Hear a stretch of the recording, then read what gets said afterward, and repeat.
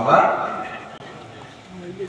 মোবাইলের অসভ্যতা ছেড়ে দাও, নারী দেখা ছেড়ে দাও, অশ্লীল ছবি দেখা ছেড়ে দাও। স্কুলে পড়ো যে সমস্ত ছেলে, কলেজে যে সমস্ত ছেলে পড়ো, প্রিয় ভাই তুমি মুসলমান, বলে আমি স্কুলে পড়ি, তো তুমি স্কুলে পড়লে তোমার আখিরাত নেই? কথা বলে না, তোমার আল্লাহ নাই, তোমাকে মরতে হবে না, তোমার সৃষ্টিকর্তার সামনে তোমাকে জবাবদিহি করতে হবে না, তো ওই মালিকের সামনে তুমি কেমনে যাবে? তুমি যে তোমার সহপাঠী মেয়ের সাথে হারাম প্রেম করছো না, বিবাহ বহির্ভূত প্রেম হয়, বিবাহ বহির্ভূত সম্পর্ককে প্রেম বলে না, জিনা বলে, জিনা, ব্যভিচার, ব্যভিচার, অসভ্যতা, বেহায়াপনা, বেলেল্লাপনা, নোংরা, বিকৃত রুচি, অসৎ রুচি, চরিত্রহীন, লম্পট। তুমি খবর বাংলাতে এই যে শব্দগুলো বলছি কি অর্থে ব্যবহার হয় বাংলা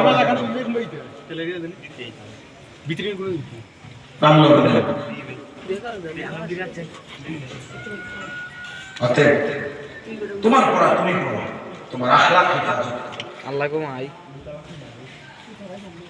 আখলাক হেফাজত। কোন রকমের গুনার কথা, এই গুনাহের আয়োজন, গুনার ব্যবস্থাপনা, আমি স্কুলে পড়লে অসুবিধা, আমি কলেজেই পড়ি আলহামদুলিল্লাহ, স্কুলে, কলেজে, ইউনিভার্সিটিতে, এখনো বাংলাদেশে ইনশাআল্লাহ আলহামদুলিল্লাহ হাজার হাজার লাখ লাখ এমন ইমানদার যুবক আছে, গোটা পৃথিবীর সমস্ত নর্তকীয় যদি সামনে এসে দাঁড়ায় একবারের জন্য চোখ উঠায় না এমন যুবকও ইউনিভার্সিটিতে আছে। পাহাড় উঠে যাবে, যুবকটা চোখ ফেলে, এমন নেককার যুবক আছে ভাইয়া। আল্লাহর জন্য, নবীর জন্য, ইসলামের জন্য শাহাদাতের নজরানা, কলিজার খুন, ইসলামের জন্য জীবন জীবন জিহাদ, শাহাদাতের মৃত্যু কামনা করে এমন যুবক কলেজেও আছে, ইউনিভার্সিটিতেও আছে, স্কুলেও আছে। সব তোমরা যারা দেশ কাজল ছেলে মনে করছো, নারী ছবি, অশ্লীলতা, বেহায়াপনা, মোবাইল, উলঙ্গতা, অসভ্যতা, আর এই চুল চেহারাতে কাফের মুশরিকদের মতো লেবাস, রং রং, এটাই মনে করছো জীবন না, ভুল পথে আছো, ভুল পথে আছো। একাকী নাই, একা বন্ধুদের লগে হাঁটতাম, তোমার লগে যেমন দুষ্ট, তোমার মতো চুল বিকৃত, এক ওয়াক্ত নামাজ পড়ে না, এক বেলা সিজদা দেয় না, সারাদিন নারী ছবি দেখে এমন অসৎ, এমন দুশ্চরিত্রের মধ্যে বসে তুমি ইমানের সন্ধান পাইতা না, আখিরাতের সন্ধান পাইতা না, রবের সন্ধান পাইতা না, তুমি পাইতা না। তুমি ইমানদারের কাছে দেখতে, কোন মুত্তাকির কাছে যেতে হবে, কোন আলেমে দ্বীনের কাছে যেতে হবে, প্রয়োজনে তোমার মসজিদের ইমাম সাহেবের সামনে গিয়ে, ইমাম সাহেব আপনি আমার আল্লাহর কথা শোনান, আখিরাতের কথা শোনান, কেউ লাগবে না ইনশাআল্লাহ, তোমার মসজিদের ইমামের কাছে দেখুন, ইনশাআল্লাহ জীবন সুন্দর হবে, আলোকিত হবে, আলোকিত হবে।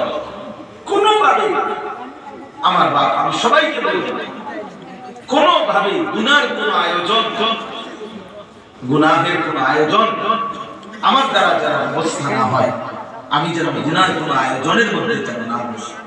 মুমিন প্রত্যেকটা গুনার আয়োজনে যত কথা, গান, বাদ্য, কৌতুক, নাটক, সিনেমা, গায়িকা, গানের আসর, নৃত্যের আসর, নায়িকার আসর, নাচনেওয়ালির আসর, বেহায়া বেপরদা নারীর সাথে কথাবার্তা, গুনাহ মিশ্রিত যে কোনো কথা, এই সব কিছু লাহবাল হাদিস, অনর্থক কথা, বেহুদা কথা। আল্লাহ বলেন এই আয়াতের মধ্যে আমি তাদের জন্য সর্বনিকৃষ্ট, অপমানকর, লজ্জাকর আযাব নির্ধারণ করেছি। এটাই আমি করছি এই আয়াত। মক্কার কুরাইশরা আমাদের প্রিয় নবী সাল্লাল্লাহু আলাইহি ওয়াসাল্লাম যখন তিনি কালেমার দাওয়াত দিতেন মক্কার জমিনে, তো মক্কার কুরাইশরা তাদের সর্বাত্মক চেষ্টা করে নবীজির বিরোধিতা করত। বিরোধিতা করত কিভাবে? প্রথমত নবী সাল্লাল্লাহু আলাইহি ওয়াসাল্লাম এবং সাহাবাদেরকে শারীরিকভাবে জুলুম নির্যাতন করত, শারীরিক নির্যাতন করত।